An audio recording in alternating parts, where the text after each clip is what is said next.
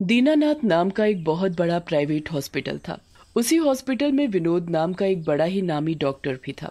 एक बार की बात है, विनोद अपने दो डॉक्टर दोस्त महेंद्र और कबीर के साथ बैठकर बात कर रहा होता है। यार महेंद्र, आज रात को टाइम से कबीर के साथ लैब में आ जाना। आज अपनी दवाई का फाइनल टेस्ट है। अगर हमारी दवाई काम कर गई तो समझो हमारा एक्सपेरिमेंट पूरा हुआ। हमारी कई सालों की मेहनत काम कर गई। यार, अगर हर बार की तरह इस बार भी दवाई ने काम नहीं किया तो तू जानता ही है कि फिर से एक आदमी की जान चली जाएगी। अरे कबीर, यार समझा ना इसे, कैसी बेकार की बात करता है। अरे कोई मरता है तो मरने दे। वैसे भी एक ना एक दिन तो सबको ही मरना है, किसी को पहले तो किसी को बाद में। अब ये सब बातें छोड़ो, बस तुम दोनों रात को टाइम से सबकी नजरों से बचते हुए लैब में आ जाना। फिर रात होते ही तीनों दोस्त लैब में जाते हैं। कुछ देर बाद लैब के बाहर से रीना नाम की सिस्टर वहां से गुजर रही होती है कि तभी उसे लैब से किसी के चिल्लाने की आवाज आती है। रीना तुरंत लैब के अंदर जाती है और जो वो लैब में देखती है, उसे देखते ही उसके होश उड़ जाते हैं। सर, ये आप क्या कर रहे हैं? आपने इस आदमी को इतनी बेरहमी से बेड से क्यों बांध रखा है? और आप ये इसे किस चीज का इंजेक्शन लगा रहे हो? तुम यहाँ क्या कर रही हो? तुम्हें तो नीचे वार्ड में होना चाहिए था। अब रीना, तुम मेरी बात ध्यान से सुनो। यहाँ से चुपचाप खिसको और हमें अपना काम करने दो। जब तक आप मुझे नहीं बता देते कि आप तीनों डॉक्टर मिलकर इस आदमी पर क्या एक्सपेरिमेंट कर रहे हो, मैं यहाँ से कहीं नहीं जाने वाली। और अगर नहीं बताया तो मैं नीचे जाकर सबको बता दूंगी कि आप तीनों आधी रात को लैब में क्या कर रहे थे। अच्छा, तो तुझे जानना है कि हम क्या कर रहे हैं? अरे तो अभी बता देते हैं। इसमें इतना बौखलाने की क्या बात है? हम तीनों दोस्तों ने एक दवाई बनाई है। उस दवा को जिस भी कमजोर आदमी के शरीर में डाल दो तो उसकी ताकत कई गुना बढ़ जाएगी। इतना कि वो एक ट्रक को अपने बाएं हाथ से धक्का मारे तो वो भी दूर जाकर गिरे। पर ऐसा करना गलत है, और अगर ये दवाई इंसान के शरीर में जाकर गलत रिएक्शन करे तो वो इंसान मर जाएगा। अब तुम्हें सब कुछ पता चल गया है रीना रानी। अब तुम्हें इस लैब से बाहर भेजना हम तीनों के लिए खतरे से खाली नहीं है। और वैसे भी इस दवाई ने अपना काम ठीक से नहीं किया है तो ये आदमी अब कुछ ही देर में मर जाएगा। इसलिए इस आदमी के साथ हम तुम्हें भी इसी लैब के फर्श में दफन कर देंगे। रीना महेंद्र की ये बात सुनते ही लैब से भागने की कोशिश करती है, पर विनोद रीना को पकड़ लेता है और उसका गला दबाकर उसे मार डालता है। फिर तीनों दोस्त जल्दी से लैब के फर्श में रीना और उस मरे हुए आदमी को दफना देते हैं। यार, ये सब हमने ठीक नहीं किया। अगर किसी को पता चल गया कि हमने अपने एक्सपेरिमेंट के चक्कर में कई लोगों को मार डाला है और साथ में हॉस्पिटल में काम करने वाली रीना सिस्टर को भी, तो हमारा क्या होगा? यार कुछ नहीं होगा और किसी को कुछ नहीं पता चलेगा, समझा? ऐसा बोलकर विनोद और उसके दोस्त लैब को ताला लगाकर वहां से चले जाते हैं। अगले दिन कबीर लैब के पास से गुजर रहा होता है कि तभी उसे लैब से जोर जोर से चीखने चिल्लाने की आवाजें आने लगती हैं। कबीर डरते हुए लैब की खिड़की से झांक कर देखने लगता है कि उसे अचानक से एक डरावनी चुड़ैल खिड़की से अपने हाथ बाहर निकालती है और कबीर का गला पकड़ लेती है। अरे अरे अरे, अरे छोड़ छोड़ मुझे छोड़। ये क्या कर रही है? हाय हाय रे मेरा गला। अरे कोई कोई बचाओ मुझे। ये चुड़ैल मेरा गला दबा कर मार डालेगी। अरे कोई तो बचाओ। मुझे इस लैब से बाहर निकाल, नहीं तो मैं अभी तुझे मार डालूंगी। जल्दी से लैब का ताला खोल, नहीं तो अभी तेरा गला दबाकर तुझे मार डालूंगी। कबीर जैसे तैसे एक चुड़ैल से अपना गला छुड़ाकर वहां से भाग जाता है और विनोद और महेंद्र को चुड़ैल वाली सारी बात बताता है। कबीर, तेरा दिमाग तो ठीक है ना? और तू ये क्या चुड़ैल चुड़ैल बोले जा रहा है?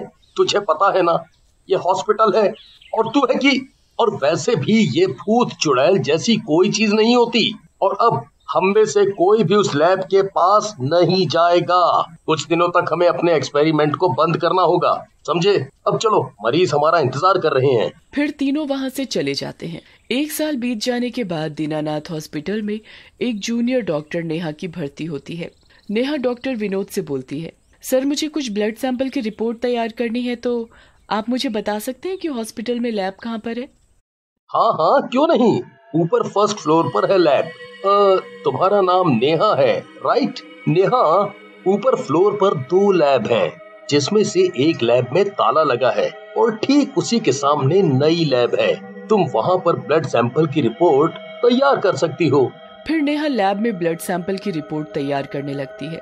तभी उसे सामने वाली ताला लगी हुई लैब से किसी के चीखने की आवाज आने लगती है। नेहा उठकर ताला लगी लैब के पास खड़ी हो जाती है और खिड़की से आवाज लगाने लगती है, कौन है, कौन है वहाँ? तभी नेहा की नजर लैब के अंदर खड़ी हुई औरत पर पड़ती है। नेहा को उस औरत की शक्ल ठीक से दिखाई नहीं देती। कौन है वहाँ, और इस ताला लगी हुई लैब में तुम क्या कर रही हो?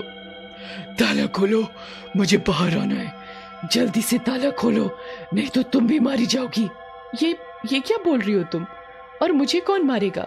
नेहा के ऐसा बोलते ही वो औरत गायब हो जाती है। नेहा अपनी लैब में जाकर फिर से अपने काम पर लग जाती है और काम करते हुए कब आधी रात हो जाती है नेहा को पता ही नहीं चलता। तभी नेहा के पास वार्ड बॉय आता है और नेहा से बोलता है, डॉक्टर साहिबा, आपको किसी भी चीज की जरूरत हो तो मुझे बता देना, मैं यहीं पास के रूम में हूँ।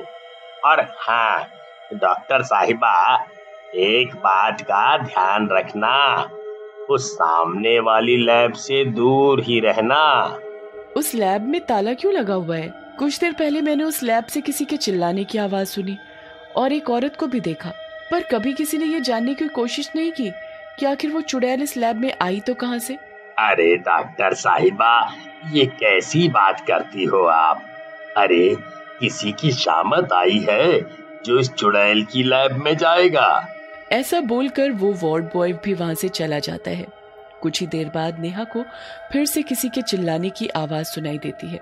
नेहा उठकर ताला लगी लैब के पास जाती है और औजारों से उस ताले को खोल देती है। नेहा लैब के अंदर जाकर इधर उधर देखने लगती है कि तभी केमिकल की बोतल नेहा के ऊपर गिरने वाली होती है। तभी वहां चुड़ैल आ जाती है और नेहा को केमिकल से बचा लेती है। तुम एक चुड़ैल हो और तुमने मेरे ऊपर केमिकल गिरने से मुझे बचाया? क्योंकि तुम मेरी दुश्मन नहीं हो, बल्कि तुमने तो मुझे इस लैब से आजाद कर दिया है। अब मैं इस लैब से बाहर निकलकर अपने दुश्मनों से अपनी मौत का बदला ले सकूंगी। तभी चुड़ैल की आवाज सुनते ही वहां वार्ड बॉय आ जाता है और लैब का ताला खुला देखकर चौंक जाता है और तुरंत ही भागता हुआ नीचे फ्लोर पर जाता है और डॉक्टरों को लैब के ताला खुलने की बात बताता है। ये सुनते ही सभी डॉक्टर्स लैब की ओर भागते हैं। तभी चुड़ैल वहां आती है और जोर जोर से हंसते हुए बोलती है, हाँ सही कहा तूने, मैं नहीं छोड़ूंगी तुम तीनों दोस्तों को, इसी हॉस्पिटल में जिंदा गाड़ दूंगी। इस विनोद और महेंद्र का तो वो हाल करूंगी जो इन्होंने कभी सपने में भी नहीं सोचा होगा। ऐसा बोलते ही चुड़ैल विनोद का गला पकड़ लेती है। हे भगवान, मुझे बचा ले, इस चुड़ैल से मुझे बचा ले। अरे अरे मेरा गला, अरे चुड़ैल जी, ये क्या कर रही हो? अरे मेरा गला क्यों दबा रही हो? आखिर मैंने क्या किया है? तूने जो किया है ना मेरे साथ, अब वो तू ही सबको बताएगा। अरे मुझे सच में कुछ नहीं पता। अरे तुम हो कौन, मैं तो ये भी नहीं जानता। अच्छा, तू बड़ी जल्दी भूल गया रीना सिस्टर को। अरे मैं रीना हूँ, रीना। अरे बाप रे, ये चुड़ैल तो रीना है। अब जल्दी से यहाँ से खिसक लो, नहीं तो ये मुझे भी पकड़ लेगी। तभी चुड़ैल महेंद्र का भी गला पकड़ लेती है। नहीं छोड़ूंगी, किसी को नहीं छोड़ूंगी, जब तक तुम सबको सच्चाई नहीं बता देते मैं तुम्हें नहीं छोड़ूंगी। महेंद्र चुड़ैल के डर से सभी लोगों को बताता है कि किस तरह से उसने और उसके दोस्तों ने मिलकर एक दवाई बनाई और उस दवाई का एक्सपेरिमेंट करने के चक्कर में कितने सारे मरीजों को मार डाला और साथ ही सिस्टर रीना को भी मारकर इसी फर्श में दफन कर दिया। चुड़ैल जोर जोर से हंसते हुए बोलती है, जब तक मैं तुम तीनों दोस्तों को जान से नहीं मार देती तब तक मुझे चैन नहीं मिलेगा। ऐसा बोलकर चुड़ैल कबीर, महेंद्र और विनोद का गला दबाकर मार डालती है। फिर नेहा और डॉक्टर मिलकर लैब का फर्श खुदवाते हैं और फर्श से रीना की और भी कई लोगों की लाश निकालते हैं।